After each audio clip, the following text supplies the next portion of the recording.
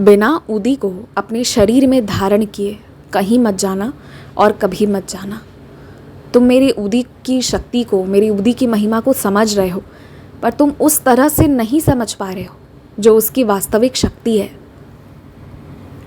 आज से ये मेरा आदेश है तुम्हें, इसे आदेश समझना कि अब से तुम अपने बिस्तर के नीचे भी पाँव रखने से पूर्व ना ऊदी का प्रयोग करोगे। ऊदी के बिना तुम कभी भी ऐसे होने ही नहीं चाहिए। इस बात का तुम विशेष ध्यान रखना। रात को सो तब भी ऊदी, सुबह उठो तब भी ऊदी।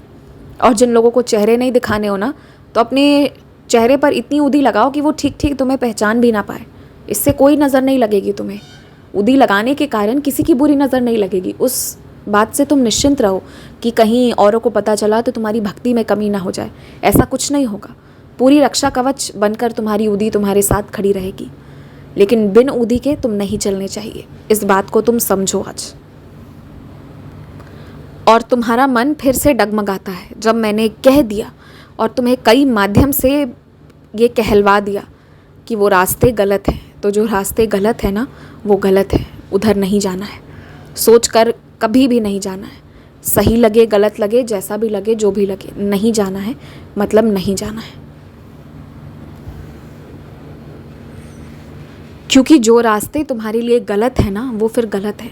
दूसरों के लिए कैसे हैं वो दूसरों की बात, वो रहने दो। तुम अपनी देखो, अपनी ज़िंदगी की देखो। तुम्हारे पूरे घर पर मैं इस तरह से विराजित हूँ ना कि तुम्हें ज़रा भी डरने की ज़रूरत नहीं है। बिल्कुल मत डरो, एकदम निश्चिंत रहो। तुम्हारे घर के अंदर एक तिनका भी मेरी मर्ज़ी के बिना प्रवेश नहीं कर सकता, और कोई बुरी शक्ति वो तो आ ही नहीं सकती।